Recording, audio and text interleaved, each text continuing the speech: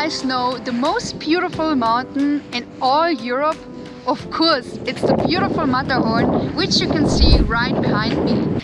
Zermatt here in Switzerland is one of the most popular, most famous and definitely most beautiful ski resorts all around the world. So in this video I want to show you what you can do here and how to have the best time.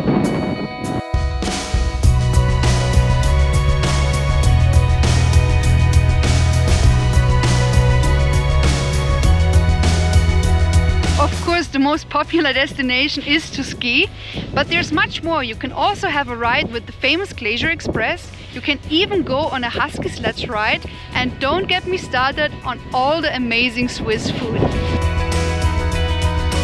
Be sure to stay tuned.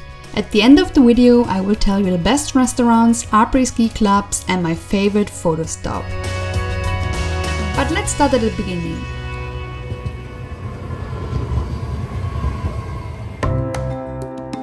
How do you get to Zermatt?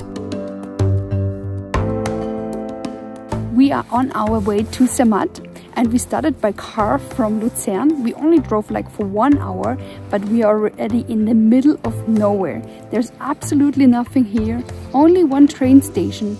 Because if you want to drive to Zermatt by car, you need to take a train from Realp to Oberwald. So they load the cars on the train and you drive with the train because the street is blocked in winter due to snow. And guys, pay attention to the train travel times. It is not open 24 hours. So make sure to catch the last one, otherwise you will be stuck. Zermatt is car free.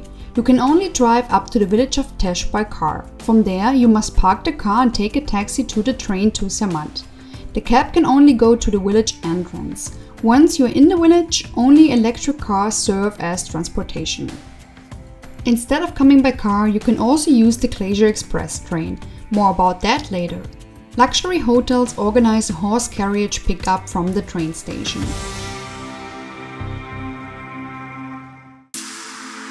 Number 1. Skiing. Zermatt is a true skiers and boarders paradise. First of all, because of the outstanding view of the Matterhorn that accompanies you always. And secondly, for the incredible number of long slopes. Zermatt is at an altitude of 1,600 meters and offers slopes up to 3,800 meters. With 54 ski lifts and 360 kilometers of slopes. The Little Matterhorn slope to Zermatt is Switzerland's longest ski slope with over 15 kilometers. And the descent from the Little Matterhorn to Valtornecce in Italy offers 16 kilometers of pure fun.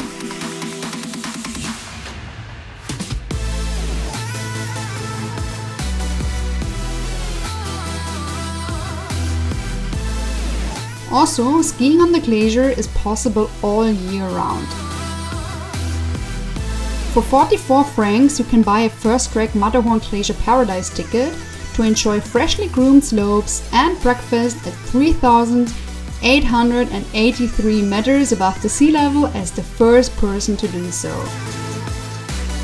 The ski tickets cost 83 francs for Zermatt only and 97 francs including Sardinia in Italy.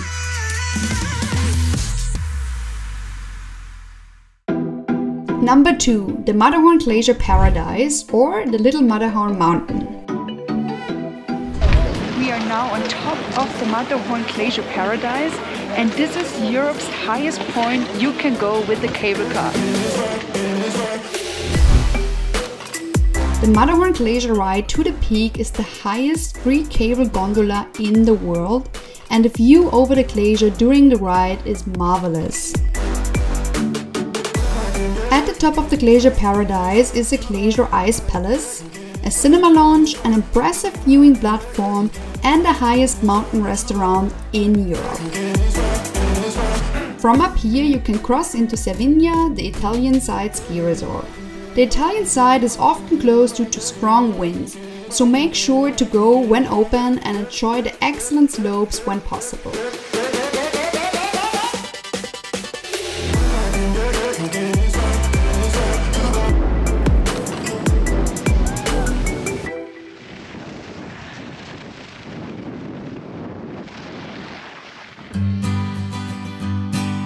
Number 3. Zermatt's iconic Gornergrat Railway. Even if you're not skiing, it's absolutely worth to take the train up to Gornergrat, which is almost 3,000 meters above sea level, and doing the train ride you have an amazing view over the Matterhorn.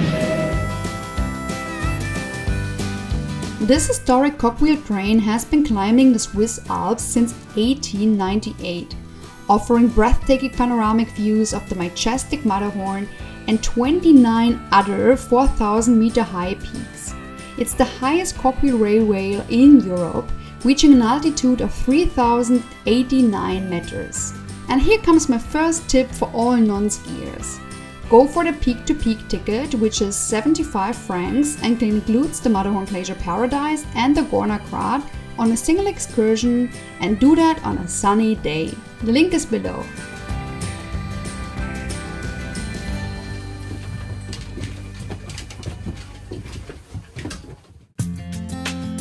Number 4. The Glacier Express.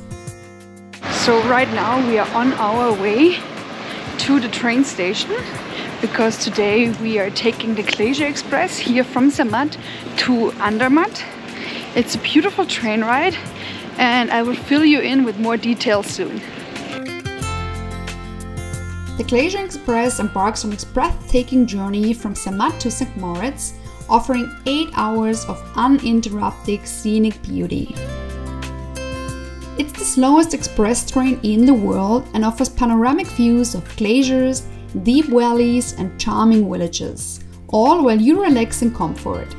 With its large windows and gourmet dining, it's not just a train ride, it's a journey through Swiss natural beauty.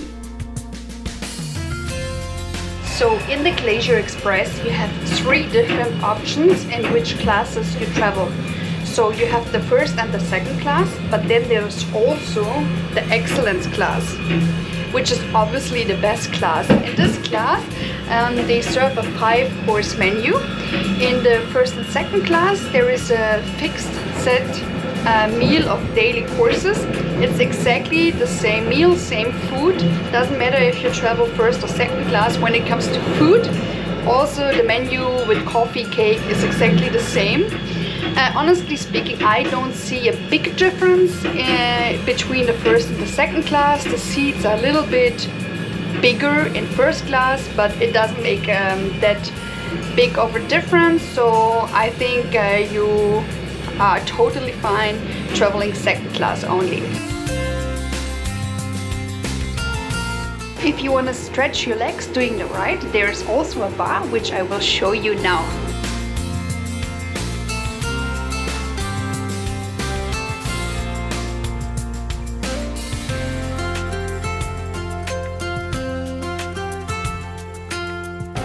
So we are right now here in Andermatt, which is the highest elevation if you take the train from St. Moritz to Zermatt or the other way around. And it's a nice day excursion if you don't want to take the whole train ride. So we just went from Zermatt to Andermatt, enjoy a little time here, and then we take the train back again. In Andermatt we strolled around the village, enjoyed some coffee and cake, and went on a tiny hike to a scenic bridge. We are now here in Andermatt at the Teufels Bridge. It's a nice little old bridge. We wanted to check out to see the train going in or out, and we were very lucky. Just when we came, the train was coming as well.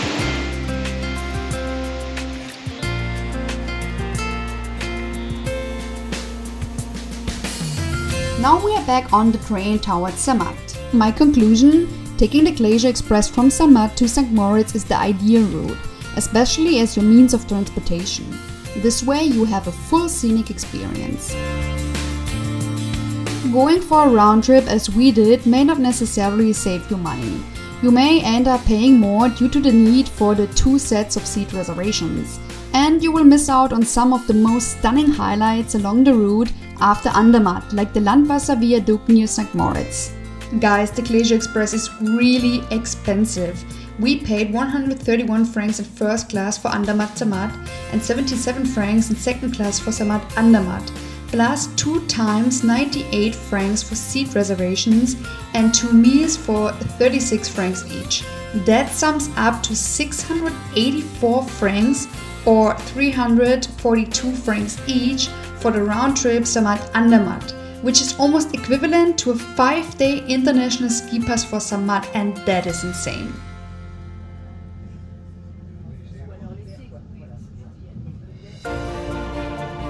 Number 5. We are now on the mountain Trockener Steg, and we are here to experience something very, very unique and amazing. You cannot find in the Alps anywhere else, so stay tuned.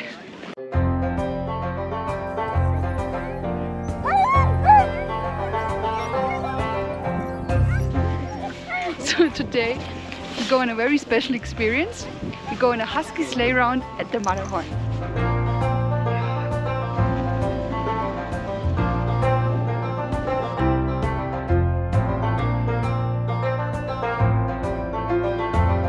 So this was a very fun and unique experience, and I want you to meet Charlotte. She is the owner of these lovely dogs, and she will tell you now her little story, or big story, how she is bringing the dogs up to the Matterhorn. Hi Charlotte! Hi! How are you doing? This was a very nice experience, so I wanted to ask you, how did you come up with the idea, and since how many years are you doing this? Okay, this is my 16 winters. Cool. My 4 or 5 here. I live in Savièse, the Yes. French part of Yes. the Canton Valais.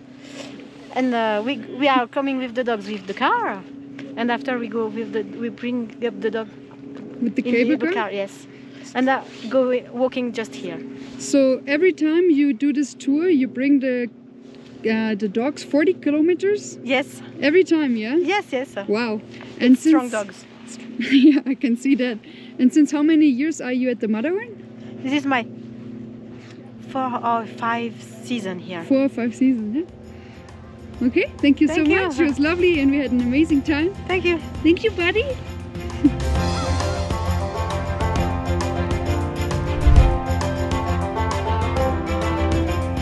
My conclusion?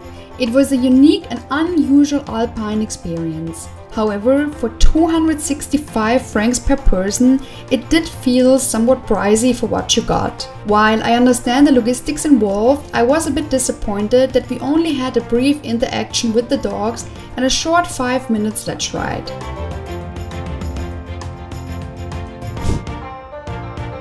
Having experienced Husky sledge rides in Scandinavia, where you could drive the sledge yourself and enjoy hours of thrilling adventure for less cost, makes the experience seem a lot more limited. Nevertheless, I still believe it's worth considering, especially if you have never tried dog sledging before. The incredible panorama with a Matterhorn as a backdrop is truly hard to beat, making it an excellent choice for non-skiers and a memorable experience for children.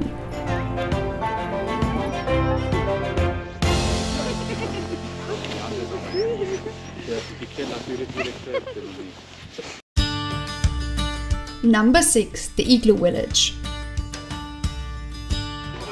Another nice thing to do is to explore the Igloo Village. You can either spend a cold and cozy night here, or you just come during the day, enjoy a drink and explore the village. The Igloo Village experience offers an overnight stay starting at 538 francs per night for 2 persons, including half-board. However, we opted out due to prior stays at the Igloo Villages on the Zugspitze in Germany and Kiruna in Sweden. I think it's definitely a unique experience, but I believe once in a lifetime is enough. So if you haven't done it before, there's no better place than the Matterhorn. We just enjoyed a drink and explored the village itself.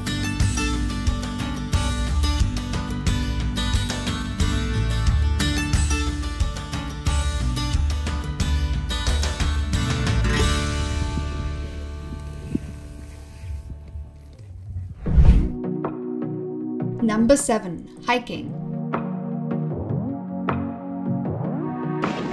Another really nice experience, especially for those who don't ski, is to just take the cable car up to Trockener Steg or to the little Matterhorn and go for a walk Maybe you can rent some snowshoes and just enjoy the sun and the amazing view over the Matterhorn.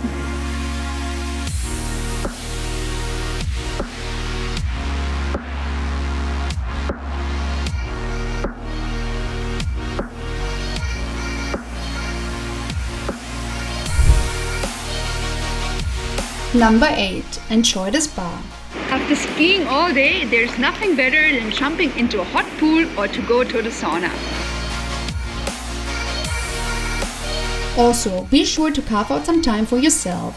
Recharge your batteries, unwind, and soak in the mesmerizing views of the Matterhorn.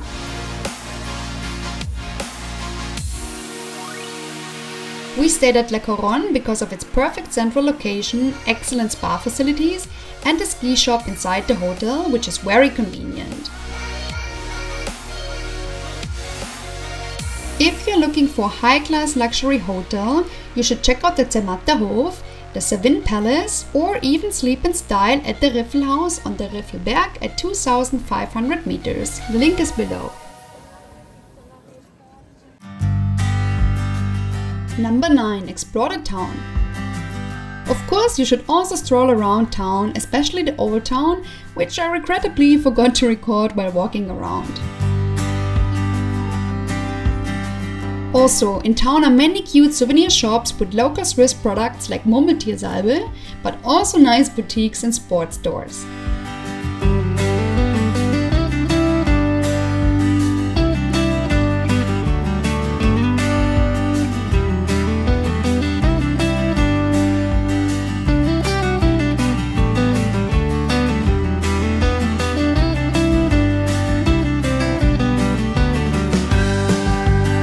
Number 10. Food. Now let's go to the most satisfying part of a trip to Switzerland, the amazing food.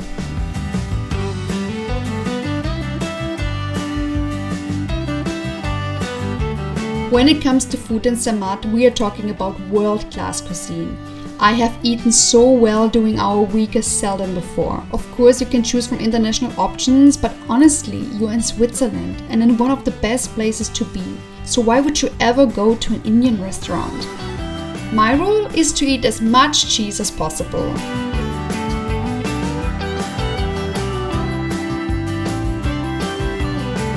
Prices are sometimes heavy, but keep in mind the quality of the food. They cook with local Swiss ingredients of the highest quality, and you can taste that with every bite.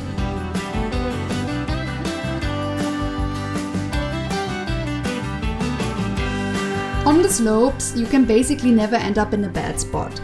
But my favorites are Platten, Zum See, Gitskedi and Schifroni.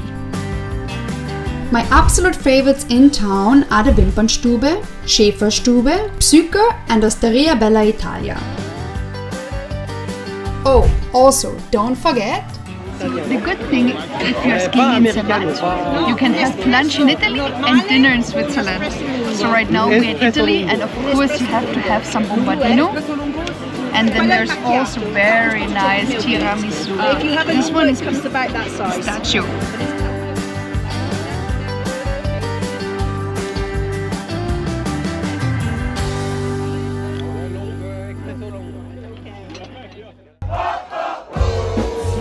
Number 11. Après-Ski.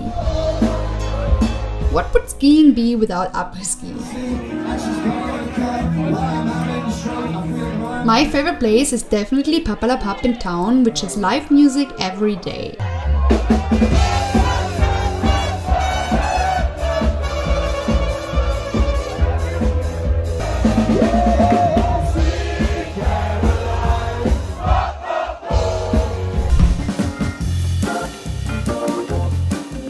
Another must-do is the Hennerstall, which is directly on the slopes if you come down from Fulri. If you come down from Sonnecker, Servo is directly at the end of the slope and also a nice place to be. Or Harris in town. We came during carnival season and ended up in a local carnival celebration, which was definitely fun.